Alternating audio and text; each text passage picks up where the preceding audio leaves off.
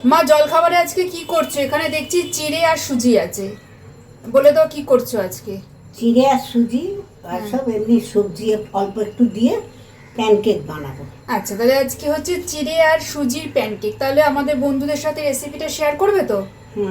আচ্ছা, প্রথমেই এখানে কিছুটা চিড়ে, নরম যে চিড়ে হয় সেটা, আর সুজিটা মিক্সার গ্রাইন্ডারে পেস্ট করে নিয়েছে, শুকনো একদম, কোনো এটা ভেজেও নেওয়া হয়নি বা কিছুই না, নর্মাল যে চিড়ে হয় সুজি হয় সেটাকে পেস্ট করে নিয়েছে।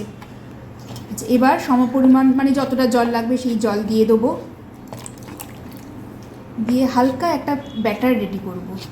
এবার এর মধ্যে দিয়ে দেবো কেটে রাখা পেঁয়াজ, একদম মিহি করে যে পেঁয়াজ কাটা হয় সেরকমভাবে দেবো। ধনে পাতা, এখানে যে যেরকম সবজি খাবেন দিতে পারেন। দেবো গাজর আর দেবো কাঁচা লঙ্কা।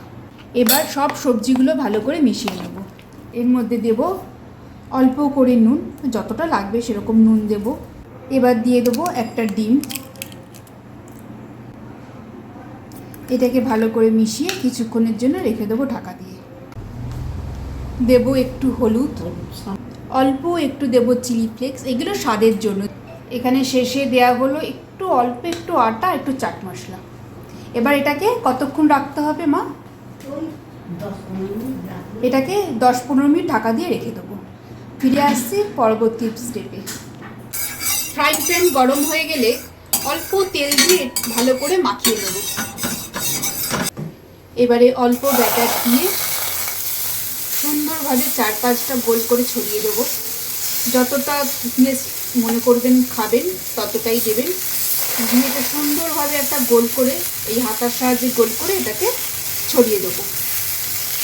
এক পিঠটা খুব ভালো করে ভাজা হয়ে গেলে উল্টে দিয়ে আরেকটা দিক বেশ ভালো করে ভেজে নেব।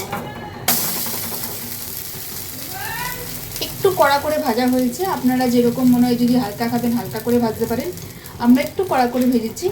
এবার আরেকটা পিঠ হয়ে গেলেই হয়ে যাবে আমাদের আজকে চিড়ে সুজি দিয়ে প্যানকেক। চিড়ে সুজি দিয়ে প্যানকেক রেডি।